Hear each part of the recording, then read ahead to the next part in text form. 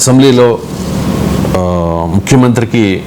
ముఖ్యమంత్రి తర్వాత ప్రతిపక్ష నేతకి అంత హోదా ఉంటుంది. ఇదే విషయాన్ని కోమటిరెడ్డి వెంకటరెడ్డి గుర్తు చేస్తూ ఉన్నారు. సార్, కేసీఆర్ అసలు అసెంబ్లీకి రావడం లేదు, ఆయనకు రాజకీయాలంటే ఇంట్రెస్ట్ లేదా, ఆయన రాజకీయాలంటే వదిలేసుకున్నారా, భారతీయ జనతా పార్టీలో బీఆర్ఎస్ని విలీనం చేస్తారనే ప్రచారం జరుగుతోంది కాబట్టి దాన్ని నమ్మాల్సి ఉంటుంది అని చెప్పి మీడియాతో చిట్ చాట్ సందర్భంగా కోమటిరెడ్డి వెంకటరెడ్డి మాట్లాడారు. సార్, అంటే అసెంబ్లీకి రాకపోతే రాజకీయాలు వదులుకున్నట్టే ఆయన అన్నది అది కూడా కాదు, రాజకీయాలు వదులుకోవడం అనేది ఇష్యూ కాదు. ఆయన అన్నది ఏంటంటే అసెంబ్లీకి రానప్పుడు ప్రతిపక్ష నేత హోదా ఎందుకు అన్నది క్వశ్చన్. కోమటిరెడ్డి వెంకటరెడ్డి రాజకీయాలు అది వదులుకో అసెంబ్లీలో సభ్యత్వం లేని వాళ్ళు, అసెంబ్లీలో ప్రాతినిధ్యం లేని వాళ్ళు కూడా రాజకీయాలు చేస్తుంటారు. అన్ని పార్టీలకు అసెంబ్లీలో ప్రాతినిధ్యం ఉండాలని ఏముంది? దేశంలో చాలా పార్టీలకు ప్రాతినిధ్యం కూడా ఉండదు. మొన్నటి దాకా 2019 నుంచి 24 వరకు భారతీయ జనతా పార్టీకి అసెంబ్లీలో ప్రాతినిధ్యం ఆంధ్రప్రదేశ్లో ఉండేనా? మరి ఆంధ్రప్రదేశ్లో రాజకీయం చేయలేదా? కమ్యూనిస్ట్ పార్టీలకు రాజకీయాల్లో అసెంబ్లీలో ప్రాతినిధ్యం ఉందా? రాజకీయాలు చేయడం లేదా?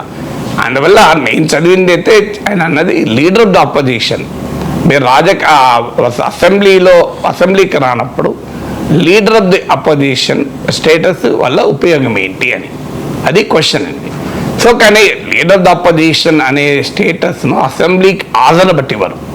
అసెంబ్లీకి ఎంత రెగ్యులర్గా వచ్చాడా, రెగ్యులర్గా రాలేదా అన్న హాజరు బట్టి leader of the opposition status ఇవ్వరు. Leader of the opposition status అసెంబ్లీలో ప్రధాన ప్రతిపక్షంగా ఉన్నప్పుడు, ఆ ప్రధాన ప్రతిపక్షం అతన్ని నాయకునిగా ఎన్నుకున్నప్పుడు leader of the opposition status వస్తుంది. అందువల్ల leader of the opposition status attendance of the అసెంబ్లీకి తో లింక్ లేదు. అందువల్ల లీడర్ ఆఫ్ ద అపోజిషన్ ఉంటుందా ఉండదా, అసెంబ్లీకి రావడమా రాకపోవడం, ఈ రెండు వేరు అంశాలు. ఇక కేసీఆర్ అసెంబ్లీకి రావాలా రాకూడదా అంటే తప్పనిసరిగా రావాలి. ఎంత పెద్ద నాయకుడైనా అసెంబ్లీకి రావాలి. అధికారం అనేది ఎవరికీ శాశ్వతం కాదు.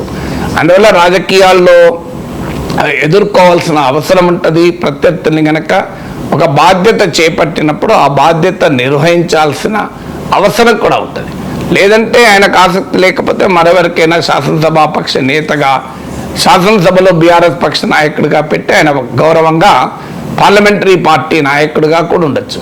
ఇప్పుడు మీకు కేంద్రం పార్లమెంట్లో సోనియా గాంధీ పార్లమెంటరీ పక్ష నాయకుడు, లోక్సభలో Rahul Gandhi leader of the opposition. So అదొక వెసులుబాటు ఉంటుంది ఆయన అసెంబ్లీకి రానప్పుడు. ఎందుకంటే ఉభయ సభలు ఉంటాయి కనుక, శాసన మండలి కూడా ఉంటుంది కనుక, లెజిస్లేటివ్ పార్టీ ఉంటుంది, రెండు కలిపితే. సో అందువల్ల దాన్ని పార్లమెంటరీ పార్టీ అని అంటారు. సో పొలిటికల్ స్ట్రక్చర్లో ఉంటుంది, లెజిస్లేటివ్ స్ట్రక్చర్ కన్నా పొలిటికల్ స్ట్రక్చర్లో ఉంటుంది. అందువల్ల ఆయన పార్లమెంటరీ పార్టీ నాయకుడిగా ఉండి, సో ఆయన శాసనసభ పక్ష నేతగా ఆ పార్టీ తరఫున ఇంకోరిని పెడితే వారు లీడర్ ఆఫ్ ద అపోజిషన్గా వారి బాధ్యత నిర్వర్తిస్తారు. So leader of the opposition అనేది మన పార్లమెంటరీ డెమోక్రసీలో షాడో చీఫ్ మినిస్టర్ అంటారు. అంటే ఈ the chief minister in waiting. అందులో బీఆర్ఎస్ పదే చెప్తోంది మళ్ళీ కేసీఆర్ వస్తాడు, కేసీఆర్ కొరకు ప్రజలు ఎదురు చూస్తున్నారు, బీఆర్ఎస్ పాలన కొరకు ఎదురు చూస్తున్నారని అంటున్న సమయంలో సో ఖచ్చితంగా సభలో నిలబడి తన వర్షన్ వినిపించాలి. అందులో ప్రత్యేకంగా కేసీఆర్ పాలనకు సంబంధించిన 10 ఏళ్ల పాలనకు సంబంధించిన అనేక అంశాలు సభలో చర్చకు వస్తున్నాయి. అఫ్కోర్స్ సంబంధిత మంత్రులు ఆనాటి మంత్రులు రియాక్ట్ అవుతున్నారు. ఉదాహరణకు విద్యుత్ పైన చర్చ జరుగుతున్న సమయంలో జగదీశ్వర్ రెడ్డి రియాక్ట్ అయ్యాడు. అలాగే ఆర్థికపరమైన అంశాలు వచ్చినప్పుడు హరీష్ రావు రియాక్ట్ అవుతున్నాడు. ఇరిగేషన్కు సంబంధించిన ఇష్యూస్ వచ్చినప్పుడు హరీష్ రావు రియాక్ట్ అవుతున్నాడు. సో గత ప్రభుత్వం పైన వస్తున్నటువంటి విమర్శలకు అప్పటి బీఆర్ఎస్ మంత్రులు రియాక్ట్ అవుతున్నారు. కానీ అల్టిమేట్గా అప్పటి ప్రభుత్వ నిర్ణయాలకు కానీ, ఆ ప్రభుత్వ విధానాల మంచి చెడులకు కానీ మొదటి బాధ్యుడు కేసీఆర్. ఎందుకంటే కేసీఆర్ పేరిట జరిగిన పాలన మనందరికీ తెలుసు. పేరిట జరగడమే కాదు, ఆ రోజుల్లో మంత్రులు పెద్దగా నిర్ణయాలు తీసుకొని వారు స్వతంత్రంగా వ్యవహరించారని ఎవరు అనుకోలేదు. సో విధానపరమైన నిర్ణయాలు ఏవైనా కేసీఆర్ తీసుకున్నాడు. సో ఈవెన్ మంత్రులకు సంబంధం లేకుండా ఉన్నతాధికారులతో కేసీఆర్ సమీక్ష చేసిన సందర్భాలు కూడా ఉన్నాయి. అందువల్ల విద్యుత్ ఒప్పందాల పైన చర్చ జరుగుతున్నప్పుడు జగదీష్ రెడ్డి రెస్పాండ్ కావడం ఎంత కీలకమో కేసీఆర్ రెస్పాండ్ కావడం కూడా అంతే కీలకం. బీఆర్ఎస్ కూడా అది అడ్వాంటేజ్గా ఉంటుంది. ఎందుకంటే బయట సమాజానికి ముఖ్యమంత్రి రేవంత్ రెడ్డి, ఉప ముఖ్యమంత్రి బట్టి విక్రమార్క అటాక్ చేస్తున్నప్పుడు, ప్రభుత్వం అధికారికంగా శ్వేతపత్రాలు అసెంబ్లీకి సమర్పించినప్పుడు దాన్ని జగదీష్ రెడ్డి కంటెస్ట్ చేయడము కన్నా కేసీఆర్ దాన్ని కంటెస్ట్ చేసినప్పుడు మీడియాలో కవరేజ్ కానీ ప్రజల పర్సెప్షన్ పైన ప్రభావం చూపడానికి కానీ ఉపయోగంగా ఉంటుంది. ఏం కేసీఆర్ సబ్జెక్ట్ లేని వాడు కూడా కాదు. ఇప్పుడు అక్కడ ఇరిగేషన్ పైన హరీష్ రావు కన్నా, పవర్ పైన జగదీష్ రెడ్డి కన్నా, ఆర్థిక అంశాలపైన హరీష్ రావు కన్నా కేసీఆర్కి ఎక్కువ సబ్జెక్ట్ ఉన్నవాడే తప్ప ఆయనకు అవగాహన లేనివాడైతే కాదు. మాట్లాడగలిగేవాడు కాదా అంటే అంతకన్నా అద్భుతంగా మాట్లాడగలుగుతాడు.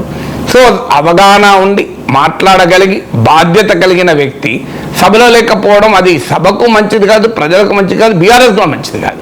అందువల్ల జగదీష్ రెడ్డి అన్న మీ స్థాయికి కేసీఆర్ ఎందుకు మేము చాలు అంటే, స్థాయిలు నిర్ణయించేది వ్యక్తిగతమైన మన అభిప్రాయాలు కాదు ఒక వ్యక్తుల పట్ల. స్థాయిని నిర్ణయించేది సమాజము, ప్రజలు రేవంత్ రెడ్డికి పోటీగా ప్రజలు జగదీష్ రెడ్డిని నిర్ణయించలే. రేవంత్ రెడ్డి ముఖ్యమంత్రికి కౌంటర్గా leader of the opposition Jagadish రెడ్డిని బీఆర్ఎస్ శాసనసభా పక్ష నేత చేస్తే ఓకే, కానీ చేయలే కదా వాళ్ళ పార్టీ కేసీఆర్ని చేసింది కనుక మేము సరిపోతామంటే ముఖ్యమంత్రికి జగదీష్ రెడ్డి ఎట్లా సరిపోతాడు? ముఖ్యమంత్రికి ప్రధాన ప్రతిపక్ష నేత లీడర్ ఆఫ్ ద అపోజిషన్ సరిపోతాడు తప్ప, అంటే ముఖ్యమా రేవంత్ రెడ్డికి స్థాయిని కానీ అలాగే leader of the opposition KCR స్థాయిని కానీ తెలంగాణ ప్రజలు నిర్ణయించారు. జగదీష్ రెడ్డి మానసిక దృక్పథం నుంచి అది ఎమర్జ్ కాదు, ఎవాల్వ్ కాదు.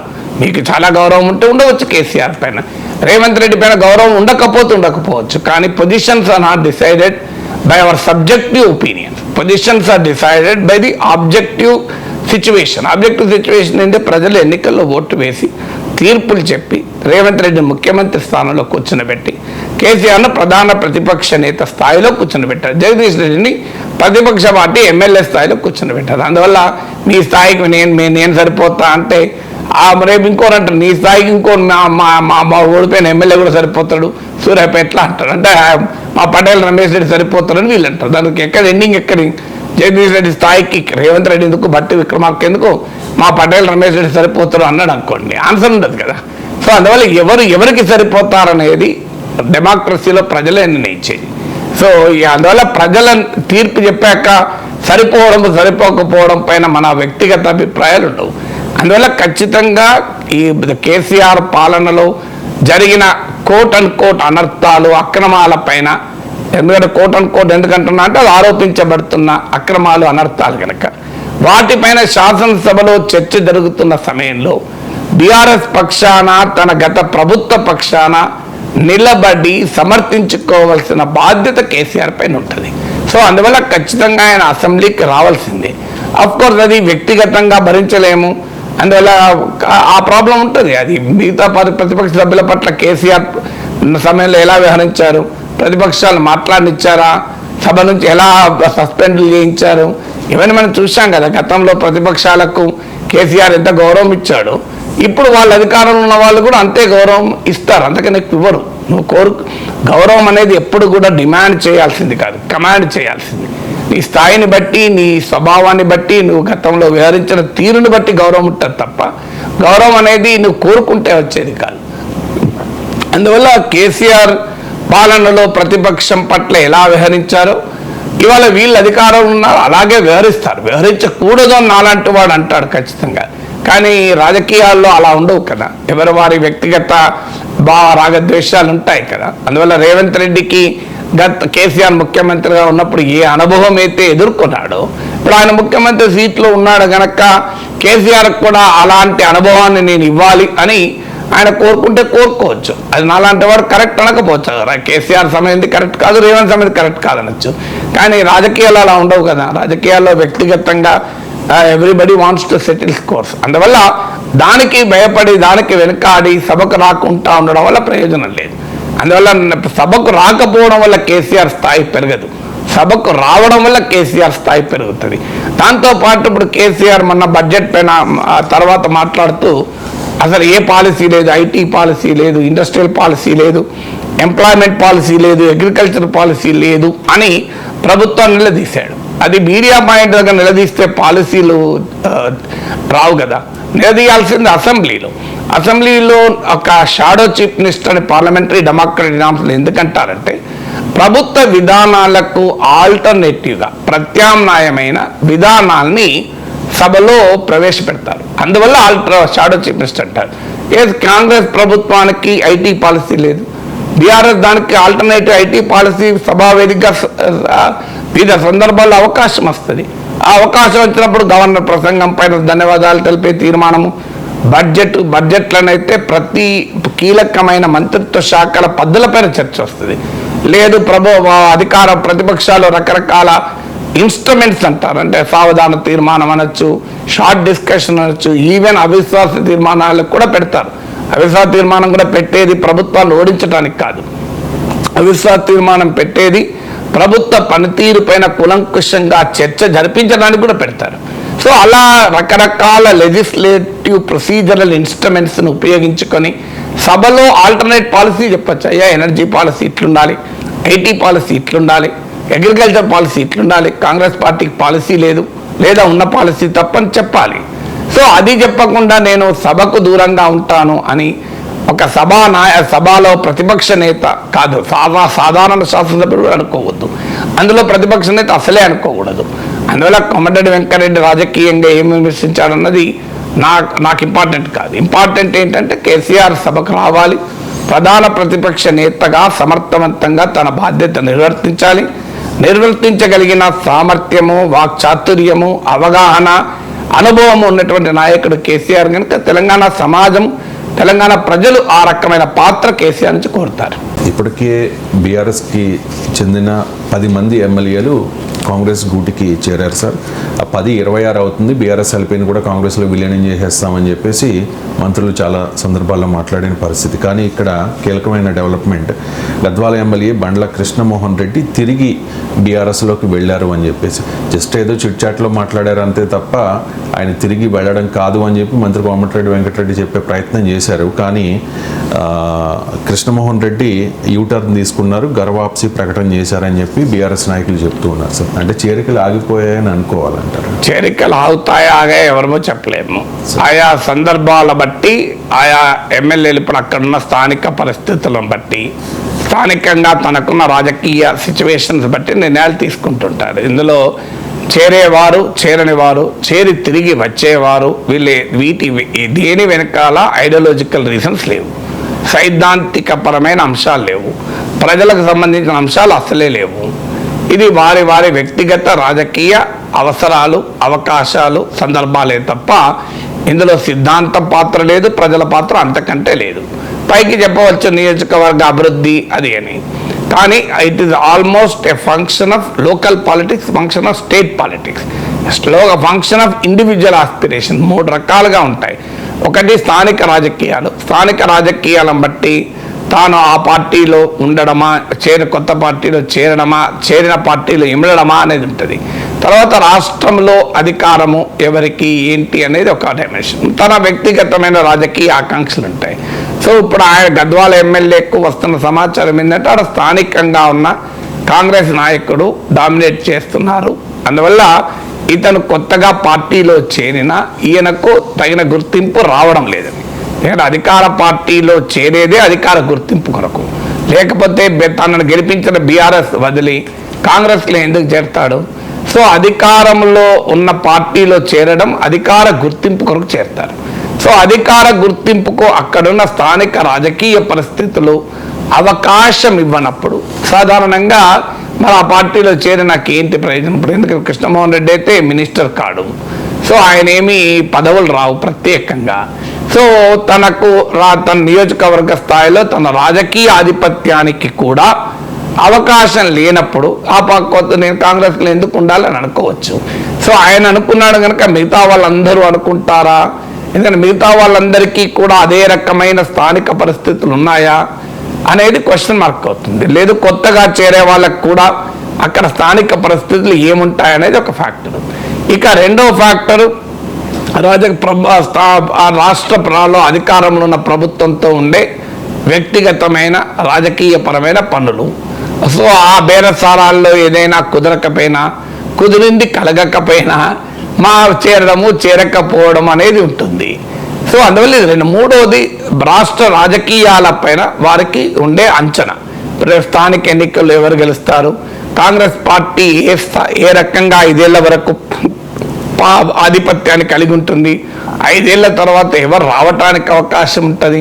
సో ఈ రాజకీయ స్థితిగతులు పరిస్థితులపై కూడా అంచనా ఉంటుంది. అందువల్ల ఇందులో కేస్ బై కేసు చూడాలి తప్ప మొత్తం పోయిన ఎమ్మెల్యేలంతా వెనక్కి వస్తారని, లేదు ఉన్న ఎమ్మెల్యేలు పోరని ఇలా గంపగుత్త విశ్లేషణ అవకాశం లేదు. It is more A personal specific MLA specific events.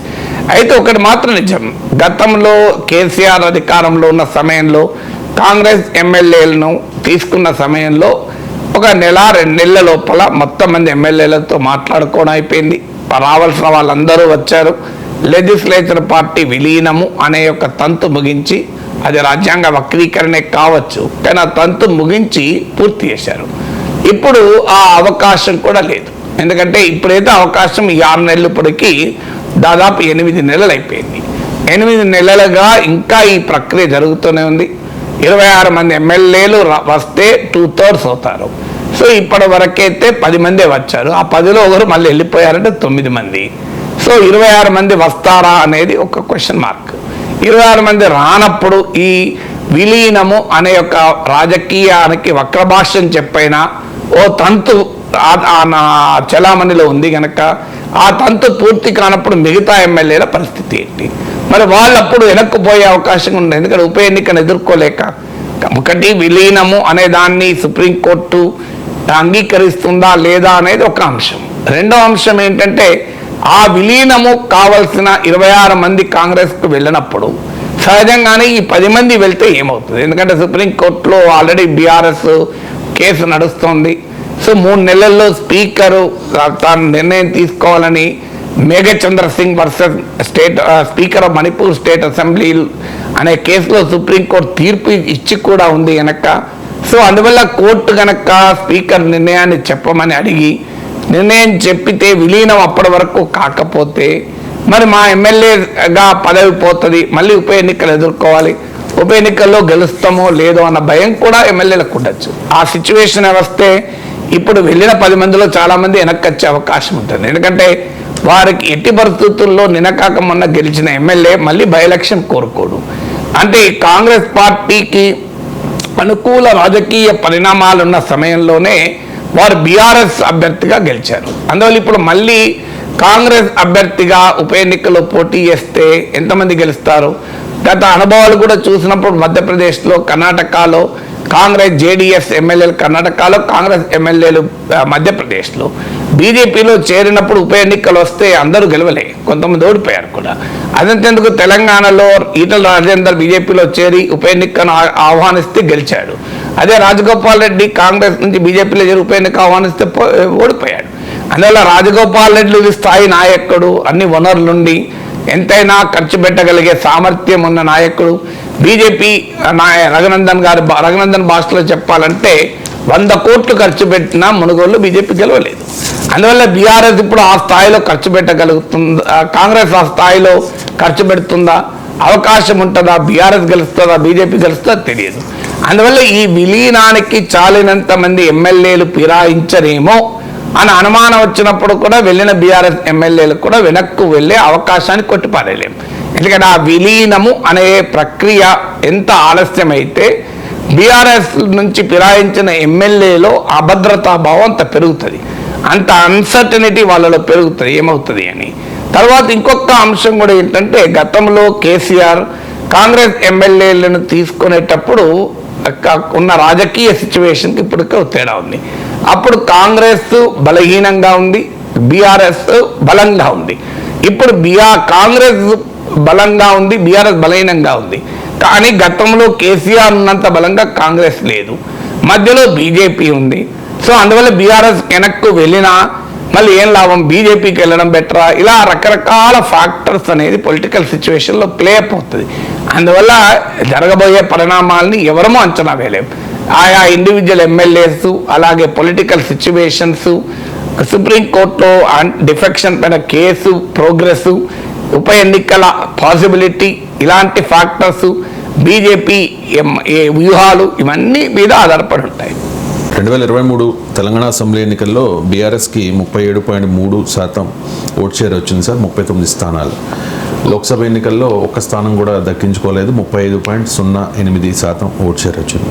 So స్థానిక సంస్థల ఎన్నికల్లో ఆ ఓట్ బ్యాంకునైనా బీఆర్ఎస్ నిలుపుకుంటుందా? బీఆర్ఎస్ ముందున్న సవాళ్ళు ఏంటి?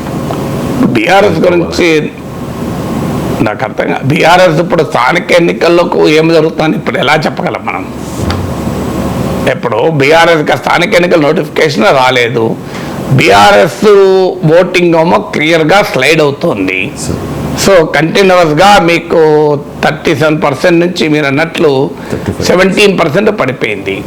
అయితే ఇది పార్లమెంట్ ఎన్నికల వరకే ప్రభావం చూపుతుందా, స్థానిక ఎన్నికలకు ప్రభావం చూపుతుందా అనేది చూడాలి. భారతీయ జనతా పార్టీ క్లియర్గా ప్రభంజనంలాగా 35% పెరిగింది. సో 35%కు బీజేపీ ఓటింగ్ పెరిగినప్పుడు ఆ బీజేపీ ప్రభంజనము మీకు స్థానిక ఎన్నికల్లో ఉంటుందా? ఎందుకంటే కాంగ్రెస్ వర్సెస్ బీజేపీగా పార్లమెంట్ ఎలక్షన్ జరిగాయి, కాంగ్రెస్ వర్సెస్ బీఆర్ఎస్ ప్లస్ బీజేపీగా అసెంబ్లీ ఎన్నికలు జరిగాయి. Local bodies elections Congress versus బీజేపీగా జరుగుతాయా అనేది ఒక క్వశ్చన్ మార్క్. ఎందుకంటే బీజేపీకి వచ్చినటువంటి ఓటింగు అది లోక్సభ ఎన్నికల ప్రభావము, ఆ కాంటెక్స్ట్ వేరు. సో లోక్సభ స్థానిక ఎన్నికల్లో బీజేపీకి లీడర్షిప్ క్రైసిస్ కూడా ఉంటుంది. లోక్సభ ఎన్నికల్లోనే ఇతర పార్టీల వాళ్ళని తీసుకొని అభ్యర్థులుగా పెట్టారు. ఒక కిషన్ రెడ్డి, బండి సంజయ్ మినహా మిగతా వారందరూ కూడా బయట పార్టీల నుంచి వచ్చిన వాళ్ళు, కొత్తగా వచ్చిన వాళ్ళు. సో అందువల్ల ఒక లీడర్షిప్ ఛాలెంజ్ స్థానికంగా అనేక మంది గుర్తింపు పొందిన నాయకులకు కావాలి. స్థానిక సంస్థలంటే ఆ రకమైన నాయకత్వం బీజేపీకి లేదు. స్థానికంగా పార్టీ నిర్మాణము లేదు కనుక బీజేపీ ప్రభావము ఎంత ఉంటుందన్న దానిపైన బీఆర్ఎస్ ప్రభావం ఉంటుంది. ఎందుకంటే లోక్సభ ఎన్నికల్లో కూడా జరిగింది, కాంగ్రెస్ బలము ఆ స్థాయిలోనే నిలబడింది. లోక్సభ అసెంబ్లీ ఎన్నికల్లో ఓటింగ్ నియర్లీ 40% ఓటింగ్ వచ్చింది. లోక్సభ ఎన్నికల్లో కూడా అదే 40% ఓటింగ్ వచ్చింది. కానీ మీకు దెబ్బతిన్నది ఎక్కడ అంటే అసెంబ్లీ ఎన్నికల్లో మీకు దెబ్బతిన్నది బీఆర్ఎస్. సో బీఆర్ఎస్ ఓటు 37% నుంచి 17% పడిపోయింది. బీజేపీ ఓటు 14% నుంచి 35% పెరిగింది. సో అందువల్ల క్లియర్గా బీఆర్ఎస్ ఓటు బీజేపీకి షిఫ్ట్ అయింది. అందువల్ల బీఆర్ఎస్ రేపు ప్రభావం చూపుతుందా లేదా అనేది బీజేపీ ఓటు రిటైన్ చేసుకుంటుందా లేదా అన్న దానిపైన ఆధారపడి ఉంటుంది. బీజేపీ గనక పార్లమెంట్ ఎన్నికల్లో వచ్చిన ఓటును రిటైన్ చేసుకుంటే బీఆర్ఎస్ ప్రభావం చూపదు. ఒకవేళ రిటైన్ చేసుకోకపోతే బీఆర్ఎస్ ప్రభావం చూపుతుంది. రెండవది, కాంగ్రెస్ ప్రభుత్వం పట్ల ప్రజల సంతృప్త స్థాయి ఏ రకంగా ఉన్నది అన్న దాన్ని బట్టి బీఆర్ఎస్ స్థానిక ఎన్నికల బలం డిసైడ్ చేస్తుంది.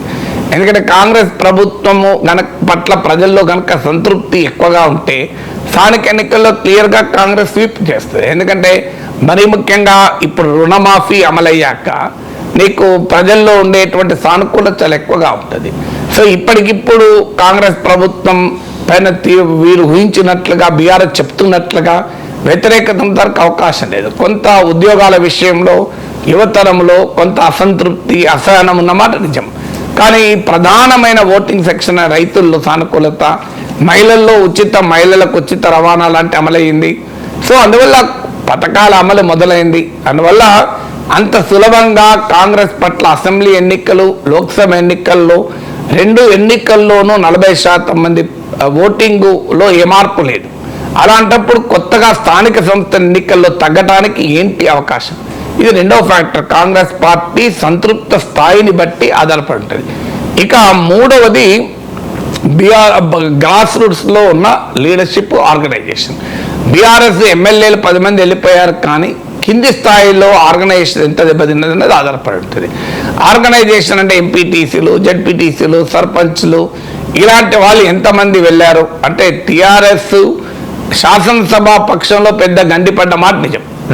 3/2 వెళ్తారా, లెజిస్లేచర్ పార్టీ విలీనం అవుతుందా లేదా తెలియదు, కానీ బట్ గండిపడిన మాట నిజం. కానీ మీకు స్థానిక సంస్థల్లో వచ్చే వరకు ఏంటంటే స్థానిక నాయకత్వం, పార్టీ ఆర్గనైజేషన్ అనేది దెబ్బతిన్నదా అనేది క్వశ్చన్ మార్క్. సో అది దెబ్బతిన్నట్టుగా ఉంటే మాత్రం ఇబ్బంది అవుతుంది. లేదు ఆర్గనైజేషన్ రిటైన్ కాగలిగితే స్థానిక సంస్థల్లో బలం చూపెట్టగలుగుతారు. అందువల్ల ఈ 3 ఫ్యాక్టర్స్ బీఆర్ఎస్ అసెంబ్లీ ఎన్నికల్లో దెబ్బతిని, పార్లమెంట్ ఎన్నికల్లో మరింత ఎక్కువగా దెబ్బతిని, లోక్సభ స్థానిక ఎన్నికల్లోనైనా పునర్జీవం పొందుతుందా లేదా అనే దాన్ని నిర్ణయిస్తుంది. ప్రభుత్వ పాఠశాలల్లో విద్యార్థుల సంఖ్య క్రమంగా తగ్గుతోంది సార్. దీనికి సంబంధించి శాసనసభలో ప్రవేశపెట్టిన నివేదికలో కూడా చాలా క్లియర్గా 2021-22లో 5 తరగతులకు 11,19,000 మంది విద్యార్థులు హాజరైతే 2023-24లో కేవలం 8.15 లక్షల మంది పిల్లలే అని చెప్పి, ఒకవైపు సీఎం రేవంత్ రెడ్డి త్వరలో టీచర్లతో ఒక భేటీ కాబోతూ ఉన్నారు. విద్యా కమిషన్ కూడా ఏర్పాటు చేస్తామని రేవంత్ రెడ్డి చెప్తూ ఉన్నారు.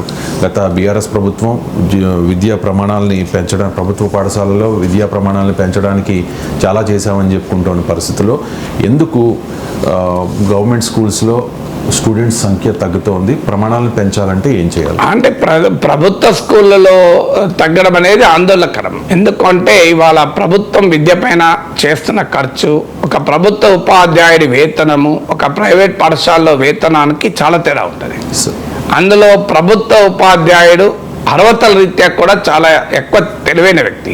ఎందుకంటే మీకు చాలా డిఎస్సిలో సెలెక్ట్ కావాలంటే చాలా మెరిట్ ఎగ్జామినేషన్. అందువల్ల డెఫినెట్గా government school teacher is more qualified than the private school teacher. Government teacher is better paid than the private teacher. మరి అయినా కూడా ప్రభుత్వ పాఠశాలలు ఎందుకు ఉండడం లేదు? పోనీ ఇన్ఫ్రాస్ట్రక్చర్ రీత్యా చూసినా కొన్ని ప్రైవేట్ స్కూల్లో బాగా మౌలిక వసతులు ఉండొచ్చు, కొన్ని గవర్నమెంట్ స్కూల్లో లేకపోవచ్చు. కానీ అన్ని ప్రైవేట్ స్కూళ్ళలో కూడా అద్భుతమైన ఇన్ఫ్రాస్ట్రక్చర్ ఏమీ లేదు. అందులో పేద బిడ్డలు, ప్రభుత్వ పాఠశాలలకు వెళ్ళే బిడ్డలు వెళ్తున్న ప్రైవేట్ స్కూళ్ళకు మారుతున్న ప్రైవేట్ స్కూళ్ళలో అయితే అంత పెద్ద ఇన్ఫ్రాస్ట్రక్చర్ ఉండదు. అవి కూడా బడ్జెట్ స్కూల్స్ ఒక రకంగా, అంటే పరిమితమైన ఫీజులతోనే నడిచేటువంటి ఒక సాధారణ పాఠశాలలు. అయినా మరి ఎందుకు వెళ్తున్నారు అనేది ఒక క్వశ్చన్ మార్క్. అండ్ అంతకుముందు ఒక ప్రధానమైన కారణం మీడియం. గవర్నమెంట్ స్కూళ్ళలో ఇంగ్లీష్ మీడియం పెట్టిన చోట రిటైన్ అవుతున్నారు. ఎందుకంటే కంపారిటివ్లీ పేద వర్గాల్లో కూడా ఇంగ్లీష్ చదువుల పట్ల ఆసక్తి ఉంది. ఎందుకంటే గ్లోబల్ ఎకానమీ, మారిన ఆధునిక ఎకానమీలో ఇంగ్లీష్ ప్రాధాన్యత రీత్యా ఇంగ్లీష్ మీడియం పట్ల పేద వర్గాల్లో కూడా ఒక తపన, కోరిక ఉన్నది. సో అందువల్ల అదొక రీజన్ గవర్నమెంట్ స్కూళ్ళలో నుంచి ప్రైవేట్ స్కూళ్ళకి వెళ్ళటానికి. ఎందుకంటే ప్రైవేట్ స్కూల్లో నాకు తెలిసినంత వరకు తెలుగు మీడియం ఎక్కడ ఉండదు. దాదాపు అంతటా కూడా ఇంగ్లీష్ మీడియంనే ఉంటుంది. గవర్నమెంట్ స్కూళ్ళలో కొన్ని స్కూళ్ళలో ఇంగ్లీష్ మీడియం ఉన్నా ప్రధానంగా తెలుగు మీడియం ఉంటుంది. అందువల్ల ఇదొక కారణం. రెండవ కారణం ఏంటంటే పర్యవేక్షణ వ్యవస్థ ప్రభుత్వ స్కూళ్ళ పైన పోయింది. ప్రైవేట్ స్కూళ్ళలో యాజమాన్యం పర్యవేక్షిస్తుంటుంది, నియంత్రిస్తుంటుంది. ప్రమాణాలకు కావచ్చు, బోధనా పద్ధతులకు కావచ్చు, ఎప్పటికప్పుడు ఆ సూపర్వైజరీ సిస్టమ్ అనేది ప్రైవేట్ స్కూల్లో చాలా సమర్థవంతంగా అనే సర్టిఫికేట్ నేను ఇవ్వలేను కానీ బట్ ఉంటుంది. ఎందుకంటే అదొక బిజినెస్ కనుక ఆ స్కూల్ నడవాలి, స్కూల్ సర్వైవ్ కావాలి అంటే పిల్లలు రావాలి అంటే వారి పట్ల సరైన బోధన ఉండాలి అనే అకౌంటబిలిటీ ప్రైవేట్ స్కూల్లో ఉంటుంది. గవర్నమెంట్ స్కూళ్ళలో వచ్చే సమస్య ఏంటంటే పిల్లలు తగ్గినా గవర్నమెంట్ టీచర్ ఉద్యోగం అయితే పోదు, గవర్నమెంట్ హెడ్ మాస్టర్ ఉద్యోగం పోదు, ఎంఈఓ ఉద్యోగం పోదు, డిఓ ఉద్యోగం పోదు. సో ఇక్కడేమో నీకు ప్రైవేట్ స్కూల్లో పనిచేసే టీచర్కు ఆ అకౌంటబిలిటీ ఉంటుంది. రేపు స్టూడెంట్స్ తగ్గిపోతే నా ఉద్యోగం ఉండదు, ఎందుకంటే స్టూడెంట్స్ లేకపోతే నాకెలా శాలరీ ఇస్తారు అని యాజమాన్యానికి ఉంటుంది. నాకు రేపు స్కూల్ సర్వైవ్ కావాలంటే పిల్లలు రావాలి అని. సో అందువల్ల ఇక్కడ అకౌంటబిలిటీ టీచర్కు ఉంటుంది, అలాగే మేనేజ్మెంట్కి ఉంటుంది.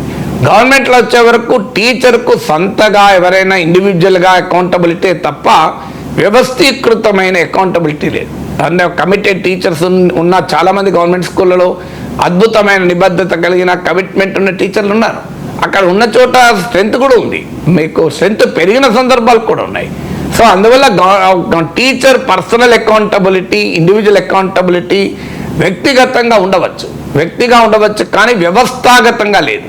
సో ఇన్స్టిట్యూషనల్గా అకౌంటబిలిటీని బిల్డ్ చేసేది మేనేజ్మెంట్ వైపు నుంచి లేదు. అందుకే ఇవాళ ఎంఈఓ పోస్టులకు ఖాళీ, డిప్యూటీ డిఓ పోస్టులకు ఖాళీ, డిఈఓ పోస్టులకు ఖాళీ, ప్రభుత్వ సూపర్విజన్ అనేది లేదు. ఇప్పుడు ఒక విద్యామంత్రో, ఒక విద్యాశాఖ అధికారులు ఎన్ని గ్రౌండ్ లెవెల్లో, క్షేత్రస్థాయిలో పోయి ఎంత మేరకు పర్యవేక్షణ చేస్తున్నారు అనేది ప్రశ్నార్థకమే. అందువల్ల ఇప్పుడు కొత్తగా ఈ ప్రమాణాలను స్థిరీకరించడానికి విద్యా కమిషన్ పెడతాం అనే ఒక ప్రతిపాదన రాష్ట్ర ప్రభుత్వం చేస్తుంది. చూడాలి మరి ఆ విద్యా కమిషను విధి విధానాలు ఎలా ఉంటాయి, దాన్ని ఏ రకంగా నిర్వహిస్తారు. కానీ ఒక మంచి ప్రయత్నం అదే జరిగితే, ఎందుకంటే క్షేత్రస్థాయిలో ప్రమాణాలు కనుక పెంచగలిగితే పేదవారికి ఈరోజు ఆధునిక నాలెడ్జ్ ఎకానమీలో నువ్వేమీ ఇవ్వకు, ఎడ్యుకేషన్ సరిపోతుంది. అన్ఫార్చునేట్లీ కేసీఆర్ 10 ఏళ్ల పాలనలో కూడా నిర్లక్ష్యానికి గురైన రంగం విద్యారంగం. ఎందుకంటే లాస్ట్లో కొంత స్కూల్ బిల్డింగులు కట్టడం మీద కొంత ప్రయత్నించినా ఓవరాల్గా 10 ఇయర్స్లో కేజీ టు పీజీ ఉచిత విద్య అన్నారు. రెసిడెన్షియల్ స్కూళ్ళు నిర్మించారు.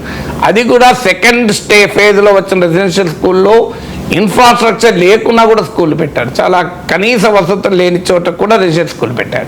స్టిల్ అదొక మంచి ప్రయత్నం, అదొక డెఫినెట్గా మంచి ప్రయత్నం. కానీ మిగతా స్కూళ్ళన్నీ నెగ్లెక్ట్ చేశారు. రెసిడెన్షియల్ స్కూళ్ళలో ఉండే percentage of students total student పాపులేషన్లో చాలా పరిమితమే. అందువల్ల మిగతా స్కూళ్ళన్నింటినీ డెవలప్ చేయాల్సిన అంశం ఉంది, అది చేయలేదు. అందువల్ల ఇవాళ గవర్నమెంట్ స్కూళ్ళలో నుంచి పిల్లలు ప్రైవేట్ స్కూళ్ళకు వెళ్ళటానికి మా గవర్నమెంట్ స్కూల్ సిస్టమ్ పైన ఆ కాన్ఫిడెన్స్ అనేది బిల్డ్ కాకపోవడం. ఆ కాన్ఫిడెన్స్ బిల్డ్ కావాలి అంటే ఆ క్వాలిటీ, ఆ అకౌంటబిలిటీ అనేది ఉండాలి. సో అది లేనప్పుడు నీకు సహజంగానే పిల్లలకు, తల్లిదండ్రులకు పబ్లికా ప్రైవేటా కాదు, చదువు ఎక్కడ బెటర్గా వస్తుందని వాళ్ళు నమ్మితే అక్కడికి వెళ్తారు. So cat may be black or white, it should catch the mice అంటారు. పిల్లి నల్లదా తెల్లదా కాదు, ఎలకని పట్టాలి. సో అందువల్ల పేదవాళ్ళు పోతున్నారంటే దానికి అభ్యంతరం కాదు. అభ్యంతరం ఏంటి నీకు అంటే ఆ లెవెల్గా గవర్నమెంట్ స్కూల్ సిస్టంలో అకౌంటబిలిటీ తీసుకురావాలి, బోధనా ప్రమాణాల్లో మార్పులు రావాలి, ఇంగ్లీష్ మీడియా మాత్రం ప్రత్యేకంగా బోధించగలిగే ఫ్యాకల్టీ ఉండాలి.